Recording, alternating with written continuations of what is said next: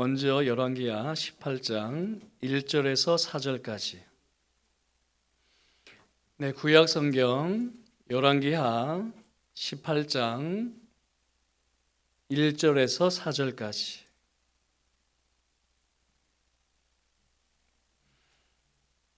열왕기하 18장 1절에서 4절까지.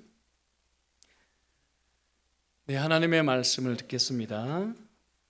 이스라엘의 왕 엘라의 아들 호세아 제3년에 유다 왕 아하스의 아들 히스기야가 왕이 되니 그가 왕이 될 때에 나이가 25세라. 예루살렘에서 29년간 다스리니라. 그의 어머니의 이름은 아비요 스가리야의 딸이더라.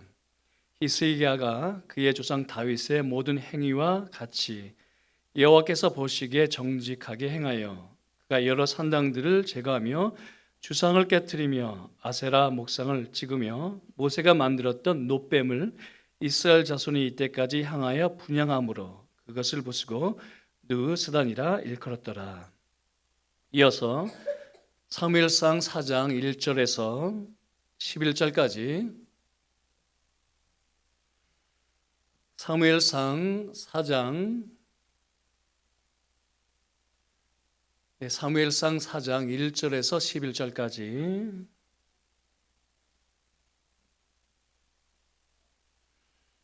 네, 하나님의 말씀을 듣겠습니다. 사무엘의 말이 온 이스라엘에 전파되니라. 이스라엘은 나가서 블레셋 사람들과 싸우려고 에베네셀 곁에 진치고 블레셋 사람들은 아벡에 진쳤더니 블레셋 사람들이 이스라엘에 대하여 전열을 벌이니라. 그 둘이 싸우다가 이스라엘이 블레셋 사람들 앞에서 패하여 그들에게 전쟁에서 죽임을 당한 군사가 4,000명 가량이라. 백성이 진영으로 돌아오매 이스라엘 장로들이 이르되 여호와께서 어찌하여 우리에게 오늘 블레셋 사람들 앞에 패하게 하셨는고 여호와의 언약궤를 실로에서 우리에게로 가져다가 우리 중에 있게 하여 그것으로 우리를 우리 원수들의 손에서 구원하게 하자 하니 이에 백성이 실로의 사람을 보내어 그룹 사이에 계신 만군의 여호와의 언약궤를 거기서 가져왔고 엘리의 두 아들 홈니와 비느하스는 하나님의 언약궤와 함께 거기에 있었더라. 여호와의 언약궤가 진영에 들어올 때에 온 이스라엘이 큰 소리로 외침에 땅이 울린지라. 블레셋 사람이 그 외치는 소리를 듣고 이르되 히브리 진영에서 큰 소리로 외침은 어찌 됨이냐 하다가 여호와의 궤가 진영에 들어온 줄 깨달은지라. 블레셋 사람이 두려워하여 이르되 신이 진영에 이르렀도다 하고 또 이르되 우리에게 화로다. 전날에는 이런 일이 없었도다. 우리에게 화로다. 누가 우리를 이 능한 신들의 손에서 건지리요. 그들은 광야에서 여러 가지 재앙으로 애굽인을 치인 신들이니라. 너희 블레셋 사람들아 강하게 되며 대장부가 되라. 너희가 히브리 사람의 종이 되기를 그들이 너희의 종이 되었던 것 같이 되지 말고 대장부 같이 되어 싸우라 하고 블레셋 사람들이 쳤더니 이스라엘이 패하여 각기 장막으로 도망하였고 사륙이 심히 커서 이스라엘 보병에 엎드려진 자가 3만 명이었으며 하나님의 궤는 빼앗겼고 엘리의 두 아들 홈니와 비느하스는 죽임을 당하였더라. 아멘. 네, 계속 10계명, 2계명 설교를 듣고 있습니다. 우리 친구들, 2계명은 무엇일까요? 너를 위하여 새긴 우상을 만들지 말라. 너를 위하여 우상을 새기지 말라. 조각하지 말라. 이런 뜻이에요. 왜 그러면 우리를 위하여 우상 또는 형상, 그리고 우리 친구들이 이해하기에 편하기에 왜 피규어를 만들지 말라 하셨을까요? 뭐라고요? 날뛰어가지고요. 맞았어요. 사람은 예배하는 대상을 닮아간다 그랬었죠. 그래서 하나님을 금송아지로 여기고 그 앞에서 예배하면 금송아지를 닮아가겠죠. 그래서 우리도 날뛰기 때문에 형상을 만들지 말라라고 친구가 대답했어요. 또 어떤 게 떠오르시나요? 네, 금송아지 떠오르고 또 목사님이 알라딘의 그래요. 알라딘의 요술 램프를 이야기를 했었죠. 왜 형상을 만들지 말라 했을까요? 우리는 주인 행세를 하려고 하거든요. 마치 알라딘이 요술 램프를 가지고 나서 어떻게 했을까요? 맞아요. 주인이 돼서 램프 안에 있는 요정을 자기 마음대로 부려먹었죠. 자기가 필요할 때면, 자기가 원할 때면 문질러서 요정을 불러내고 요정을 부려먹었잖아요. 그런 것처럼 하나님을 형상으로 만들면 우리는 주인이 되어서 하나님마저 부려먹으려 하거든요. 자, 그럼 이스라엘 백성들은 그 말씀을 어떻게 했을까요? 이스라엘 백성들이 유월절 어린 양을 믿고 구원을 얻었어요. 그리고 약속하신 가나안 땅으로 가고 있었죠. 그리고 하나님께서 홍해 바다를 갈라주셨어요. 그래서 바다를 마치 마른 땅처럼 걸어갔죠. 또 광야 여행을 할 때에 하나님께서 무엇을 보여주셨을까요?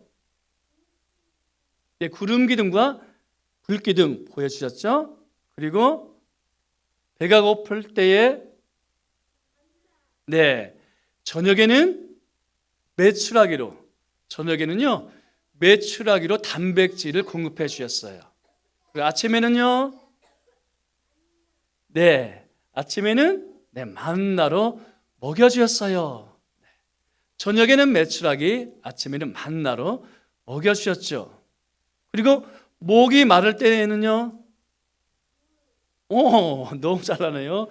반석을 터뜨려서 물을 마시게 해주셨어요. 자, 그럼 이스라엘 백성들은 하나님께서 고기도 먹여주시고 또 만나도 먹여주시고 물도 마시게 해주셨는데 하나님의 말씀에 잘 들었을까요? 그렇지 않았죠? 성경을 보면 10번이나 모세를 거역했대요. 그래서 모세를 향해서 수없이 원망을 했고요. 하나님을 향해서도 불평을 했더랬죠. 자, 그래서 어떤 일이 일어났을까요? 불뱀이 나타나서 이스라엘 백성들을 물었어요. 그래서 이스라엘 백성들 죽게 되었죠. 그러자 하나님께 부르짖었어요. 하나님 살려주세요, 살려주세요 했더니 하나님께서 십자가 못 박힌 것을 보여주는 그림자가 있어요. 맞았는데요, 예수님께서 십자가에 못 박히신 것을 보여주는 그림자가 있었는데 무엇이었을까요? 맞아요. 하나님께서 명령을 하셨죠. 노뱀을 만들어 장대에 매달아라. 그래서 노뱀을 본 자는 불뱀에 물려도 살 것이라 하셨어요. 그래도 진짜로 불뱀에 물렸어도 노뱀을 본 자는 살 수 있었어요. 또 어떤 일이 있었을까요? 드디어 가나안 땅으로 들어갔어요. 그런데 요단강이 넘실대고 있었죠. 그래서 하나님께서 말씀하셨어요. 어떻게 건너라 하셨을까요? 제사장이 법궤를 메고 앞서라 하셨죠. 그래서 하나님께서 말씀하신 대로, 중요한 것은요, 법궤를 맨 게 아니라 하나님께서 말씀하신 대로 법궤를 맸다는 거에 있어요. 하나님께서 말씀하신 대로 법궤를 메고 제사장들이 건넜더니 역시나 홍해가 갈라지듯이 요단강이 쩍 하고 갈라지고 건너갈 수 있었어요. 자, 그리고 가나안 땅에 들어와서 첫 번째 전투를 하게 되는데요. 첫 번째 전투의 이름은 무엇일까요? 너무 잘 맞히네요. 맞아요. 여리고성 전투였어요. 그럼 여리고성을 어떻게 무너뜨렸을까요? 역시나 하나님께서 명령을 하셨죠. 제사장들이 나팔을 불고 또 법궤를 메라.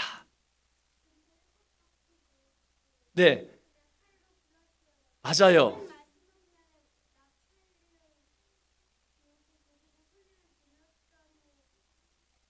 맞아요. 선생님 누구예요? 교회학교 선생님 도대체 누구예요? 예, 7일 돌았는데요. 첫째 날부터 여섯째 날까지는 하루에 한 번씩 나팔을 불고 제장들이 법궤를 메고 여리고성을 돌았고요. 마지막 날 일곱째 날에는 그렇죠. 7번 돌고 나팔을 불고 큰 소리로 외쳤더니 어떻게 해요? 여리고성이 무너졌어요. 자, 그러면 중요한 것 질문을 할게요. 자, 그러면 지금도 장대에 매달린 노뱀을 보면 무조건 나을까요? 왜요?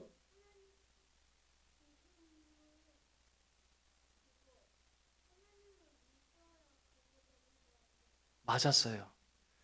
노뱀 자체에 능력이 있기 때문이 아니라 노뱀을 매달라 하기 전에 하나님께서 뭐라고 말씀하셨나요? 하나님께서 노뱀을 만들어 장대에 높이 매달라. 그것을 본 자는 살 것이라 말씀하셨기 때문에 말씀을 듣고 믿었기 때문에 살아난 것이죠. 그렇죠? 중요한 것은 말씀을 하셨고 말씀을 듣고 믿었기 때문에 살아난 것이에요. 자, 두 번째, 그러면 무조건 법궤를 들고 전쟁에 나가면 이길까요? 아니죠.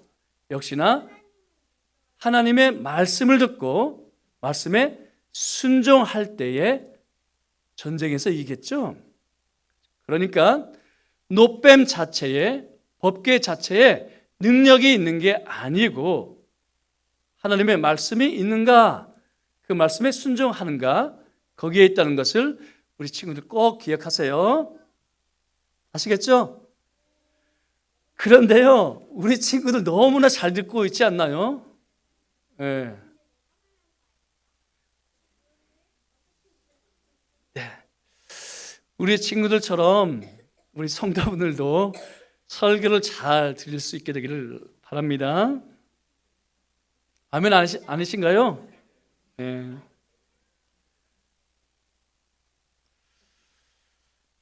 참 놀라운데요. 우리 친구들이 하나님의 말씀을 귀로만 듣지 않고 마음에 새기고 있다는 것을 보게 되는데 우리 사랑하는 한금교회 성도 여러분들도 하나님의 말씀을 귀로만 듣지 마시고 말씀에 새기시기를 다시 한번 주님의 이름으로 축복합니다. 계속 이계명 설교를 하고 있는데요. 하나님께서는 당신의 교회에게 너를 위해 새긴 우상을 만들지 말라 하셨습니다. 그러니까 하나님을 하늘의 태양이나 달 또는 별처럼 새기지 말라 하셨고 땅의 사람이나 짐승 또는 벌레처럼 조각하지 말라 하셨죠. 그리고 바다의 물고기처럼 만들지 말라 하셨습니다. 왜냐하면 하나님을 형상으로 새기는 순간 그것은 하나님일 수 없거든요. 그리고 하나님을 다 담아낼 수 없거든요. 아니, 모든 형상들 다 합쳐도 천하보다 크신 하나님을 어찌 담아낼 수 있겠습니까? 그리고 하나님을 왜곡하지 않겠습니까? 하나님의 거룩한 영광을 손상시키지 않겠습니까? 그리고 하나님의 지엄한 인격을 훼손하지 않겠습니까? 그렇죠? 그리고 그 형상에 절을 하는 우리마저 오염시키는데 사람은 예배하는 대상을 닮아간다 강조를 했더랬습니다. 따라서 우리는 하나님께서 명령하신 규례대로 예배해야 합니다. 그리고 하나님을 어떤 가시적인 형태로 표현하거나 우리의 상상이나 고언을 따라서 예배하지 말아야 합니다. 그런데 여기서 잠시 이 계명을 오해하시는 분들이 덜어 있어서 짚고 넘어가겠습니다.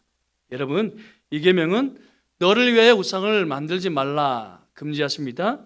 그렇다고 해서 예술적인 표현까지도 금하는 것일까요? 이를테면 그림이나 조각 같은 인간의 창작 행위까지 금하는 것일까요? 그렇지 않겠죠. 왜냐하면 하나님께서 미워하시는 것은 예술적인 행위가 아니라 하나님을 형상으로 만들어 거기에 기도하거나 제사하는 행위이기 때문이죠.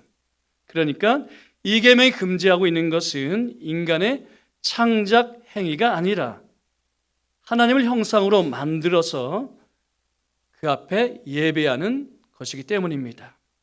자, 그럼 여러분, 하나님을 가시적인 형태로 만들어 예배만 하지 않으면 될까요? 그러니까 하늘의 태양이나 달 또는 별들, 그리고 땅의 사람이나 짐승 또는 벌레로 조각만 하지 않으면 될까요?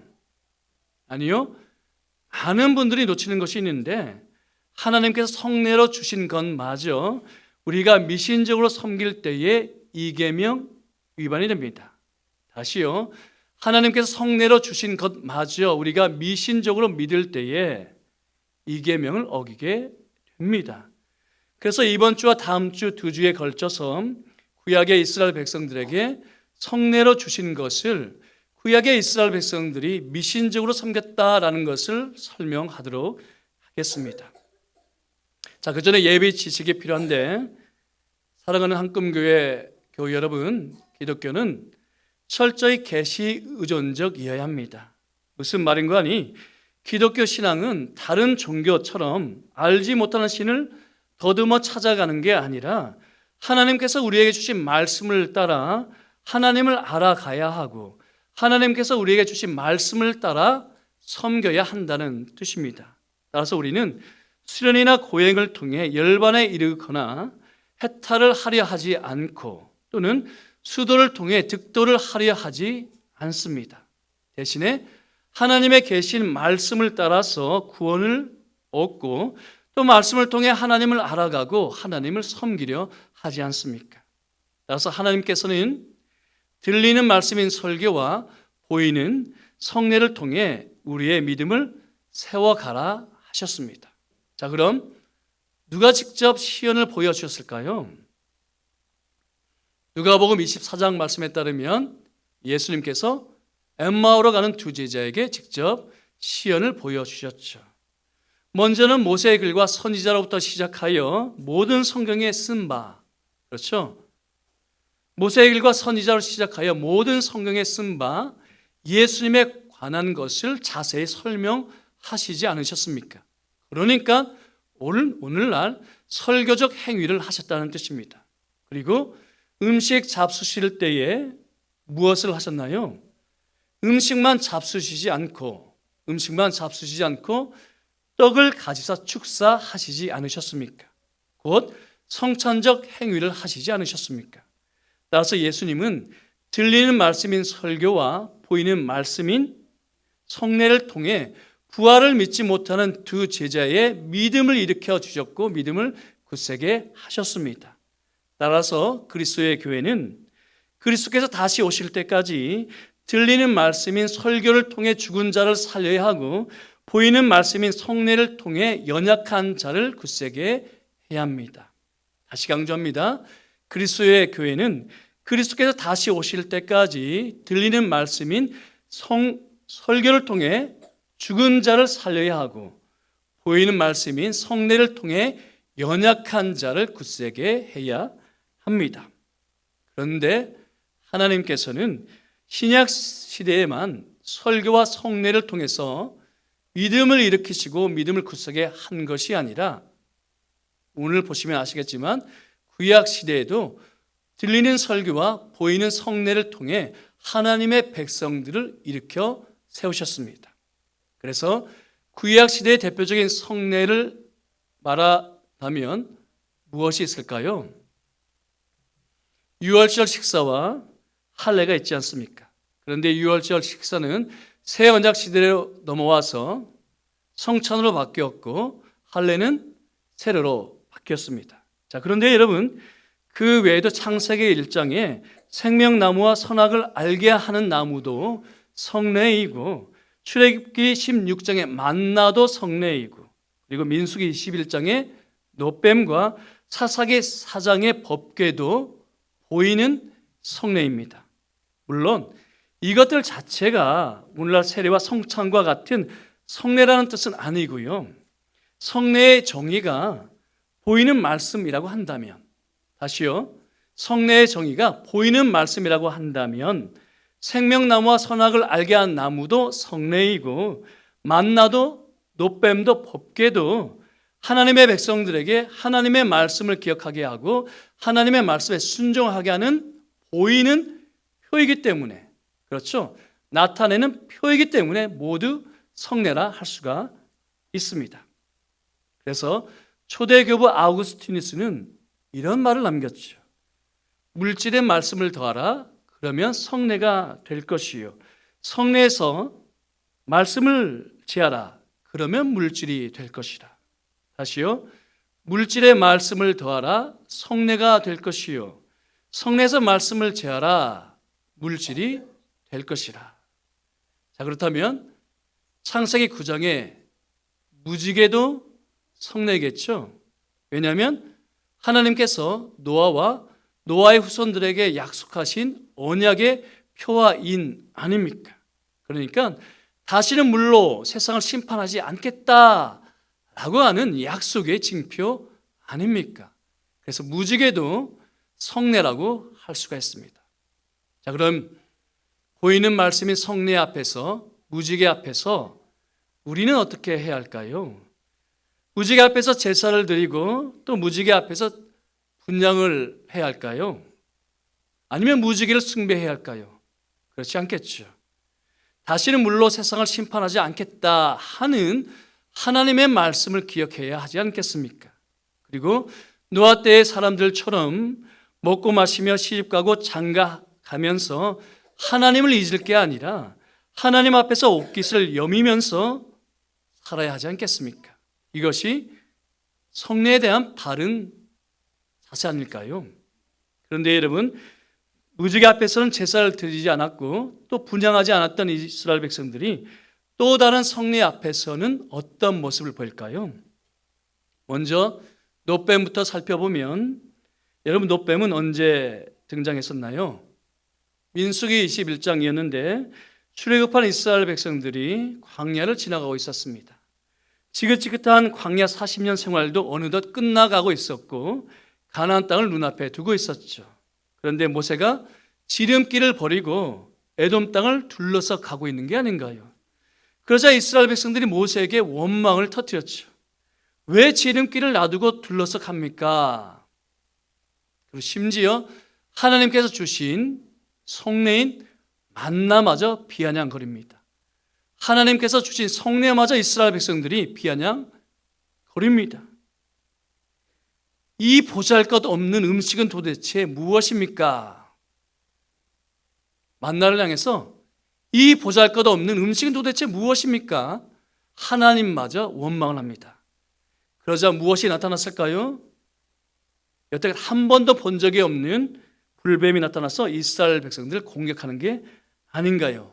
왜냐하면 하나님께서 이스라엘을 보호하시던 하나님의 손을 거두셨기 때문입니다. 불뱀이 없어서 이스라엘 백성들이 공격당한 게 아니라 하나님께서 하나님의 손을 이스라엘 백성들에게 울타리를 쳐주셨기 때문에 그동안에는 공격을 당하지 않다가 하나님께서 하나님의 손을 거두시자 불뱀이 이스라엘 백성들을 공격했더랬습니다. 그러자 이스라엘 백성들은 울며 불며 하나님께 부르짖었는데 하나님께서는 이번에도 불쌍히 여기사 모세에게 명령을 하셨습니다. 불뱀을 만들어 장대 위에 매달라. 그것을 본 자는 불뱀에 물려서도 살 것이라 말씀하셨습니다. 여러분, 기억하셔야 할 게 있는데 성례가 먼저일까요? 말씀이 먼저일까요? 항상 말씀이 먼저 있고 성례가 뒤따라 나옵니다. 말씀이 먼저 있고 성례가 뒤따라 나옵니다. 자, 그런데 남유다 왕 히스기야 왕 때에 또다시 놋뱀이 등장을 합니다. 함께 읽어볼까요? 네, 시작.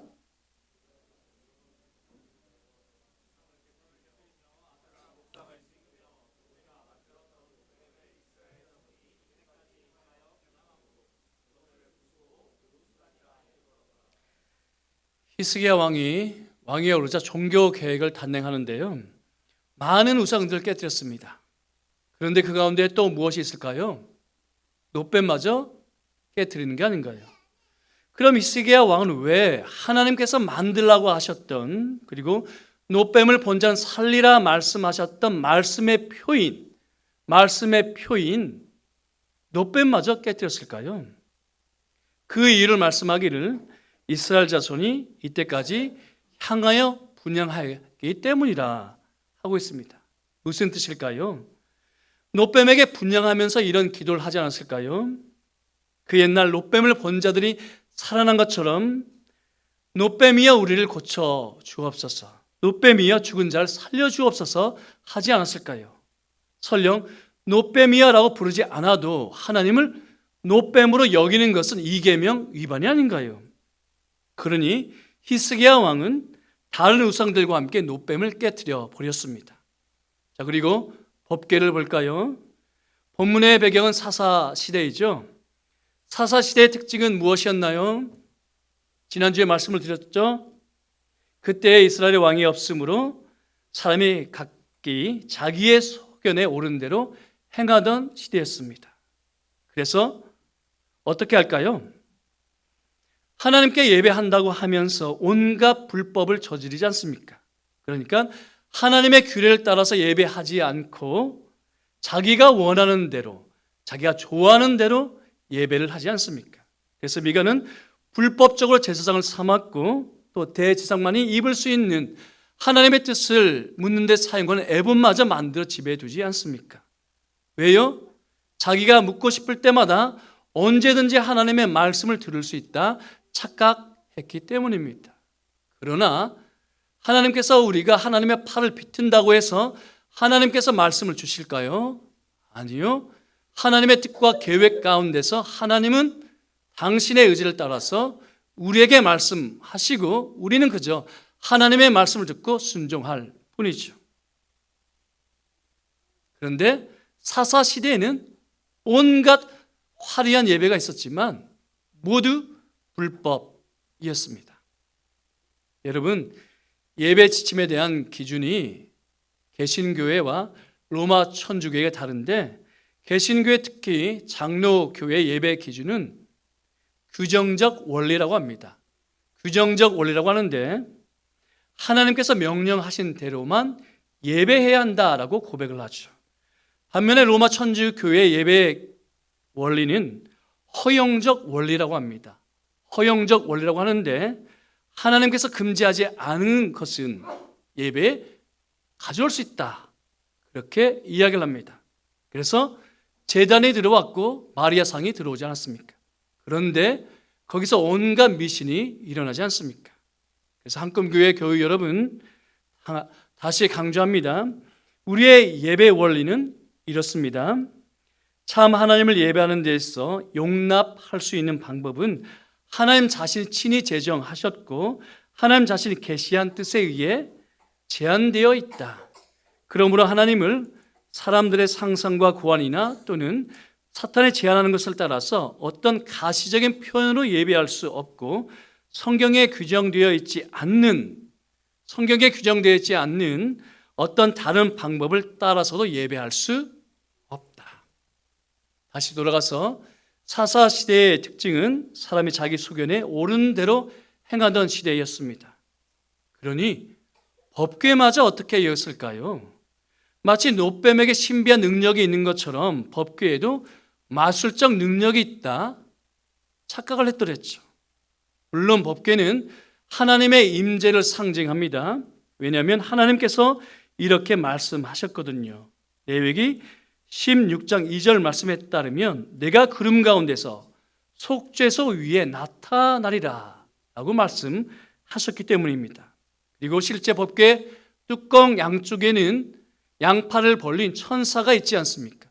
무엇을 뜻할까요? 그 사이에 하나님께서 좌정하고 계시다라는 뜻입니다. 그리고 법궤는 하나님의 임재를 상징할 뿐만 아니라 실제로 하나님의 혁혁한 권능을 보여주지 않았습니까? 그래서 출애굽한 이스라엘 백성들이 가나안 땅을 들어갈 때에 넘실대는 요단강을 어떻게 건넜나요? 법궤를 맨 제사장들이 요단강에 발을 내디뎠을 때에 요단강이 쩍 하고 갈라지지 않았습니까? 그리고 이스라엘 백성들이 가나안 땅에 들어와서 첫 전투를 하는데 여리고성을 어떻게 또 무너뜨렸나요? 나팔을 불고 법궤를 맨 제사장들이 여리고성을 돌았을 때에 하나님께서 말씀하신 대로 무너지지 않았습니까? 그래서 법궤는 하나님의 임재를 상징할 뿐만 아니라 실제로 하나님의 혁혁한 권능을 나타내 보여주었습니다. 그래서 이스라엘 백성들이 블레셋과의 전투에서 패하자 법궤를 가져오는 것은 어쩌면 당연한 수순이었죠. 그런데 여러분, 이스라엘 백성들이 몰랐던 게 있습니다. 무엇일까요? 하나님은 사람이 손으로 지은 어떤 것에 제한되지 않습니다. 하나님은 사람이 손으로 지은 어떤 것에 제한되지 않습니다. 왜냐하면 우리 하나님은 눈이 없고 귀가 없는 우상과 같이 아니하시고 하나님의 자유로운 의지를 따라서 법궤에 머무시기도 하시고 법궤를 떠나시기도 하시기 때문이죠. 그런데 이스라엘 백성들이 착각을 했는데 마치 눈이 없고 귀가 없는 우상처럼 하나님은 법궤 안에 갇혀 계신다라고 맹신했더랬습니다. 그래서 법궤를 가지고 오기만 하면 하나님께서 자기들을 위해 싸워 주실 것이라 그렇게 착각을 했죠. 그런데 여러분, 이스라엘 백성들의 이러한 신앙은 말씀에 기초한 믿음이 아니라 보는 것을 의지하는 미신에 지나지 않습니다. 왜냐하면 중세 시대의 연금술사들이 물질에 신비한 능력이 있다 맹신했던 것처럼 놋뱀이나 법궤에 하나님의 능력이 담겨 있다 믿었기 때문이죠. 그러나 사랑하는 한금교회 교회 여러분, 이러한 신앙은 믿음이 아니라 미신에 불과합니다. 왜냐하면 하나님의 말씀 밖에 하나님의 지혜를 찾고 있기 때문이죠. 하나님의 말씀 밖에서 하나님의 능력을 찾기 때문이죠. 이해가 되시죠? 하나님의 말씀 밖에서 하나님의 지혜를 찾기 때문이고 하나님의 말씀 밖에서 하나님의 능력을 찾기 때문입니다. 그러나 물질이나 물체에 하나님의 지혜나 능력이 있지 않습니다. 어디에 있을까요? 하나님의 말씀 안에 하나님의 지혜와 하나님의 능력은 있기 때문이죠. 자, 그러면 이스라엘 백성들이 법궤 앞에서 어떻게 해야 했을까요? 어떻게 믿어야 참 신앙일까요? 자, 그런데 사무엘상 4장의 사건이, 비슷한 사건이 이전에도 또 있었던 것 아십니까? 언제 있었을까요? 여호수아 7장 6절 말씀 함께 읽어보겠습니다. 시작.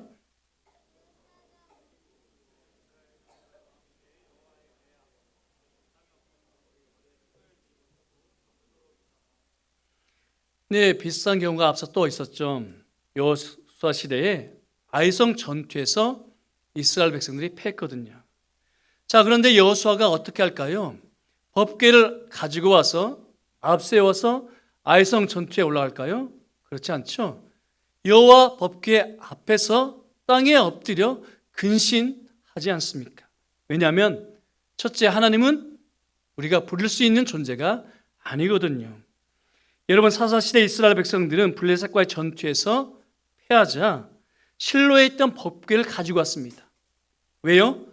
하나님을 부릴 수 있다 착각했기 때문이죠.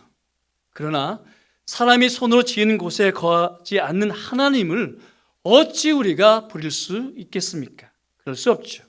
둘째, 법궤는 하나님의 말씀과 항상 함께 해야 한다는 것을 몰랐기 때문입니다. 법궤는 항상 하나님의 말씀과 함께 해야 한다는 것을 몰랐기 때문입니다. 그러니까 성례는 보이는 말씀으로서 말씀을 기억하게 하고 말씀에 순종하게 한다는 것을 몰랐기 때문입니다. 그렇다면 전쟁에 패했을 때 어떻게 해야 할까요? 법궤를 전쟁터로 가지고 와서 법궤를 앞세울 게 아니라 법궤 앞에서 엎드려 근신해야 하지 않겠습니까? 그리고 하나님의 말씀을 기다려야 하지 않겠습니까? 말씀을 맺겠습니다. 기독교 신앙은 철저히 계시 의존적이어야 합니다. 따라서 말씀을 따라야 하고 말씀을 의존해야 한다는 뜻입니다. 그러니 간절한 말씀으로, 간절한 마음으로 말씀을 받고 또 말씀이 과연 그러한가 날마다 상고하셔야 합니다. 특별히 주일 설교를 잘 들으시길 바랍니다. 이제 밴드에 녹화해서 올리죠. 또다시 들을 수 있게 되기를 바랍니다. 사랑하는 한금교회 성도 여러분, 주일 설교를 들을 때 사람의 말로 받지 아니하고 오직 하나님의 말씀으로 받아서 그 말씀을 마음에 새길 수 있게 되기를 간절히 바랍니다. 그리고 기독교 신앙은 초이성적이지만 비이성적이지 않다는 것도 꼭 기억하십시오. 기독교 신앙은 초이성적이지만 결코 비이성적이지 않습니다. 그러니 무턱대고 맹신하지 마십시오. 미신적으로 달려들지 마십시오. 오히려 말씀을 거울로 삼아 나를 돌아보아야 하지 않을까요? 말씀을 빛으로 삼아 앞을 내다봐야 하지 않을까요? 그러니까 말씀으로 과거를 성찰하고 말씀으로 현재를 진단하며 말씀으로 미래를 조망해야 하지 않겠습니까? 기도하겠습니다. 말씀은 내 발의 등이요 내 길의 빛이니 말씀으로 우리의 신앙을 세우게 하시고 말씀으로 우리 인생을 살피게 하여 주시옵소서. 예수님의 거룩하신 이름으로 기도드립니다. 아멘.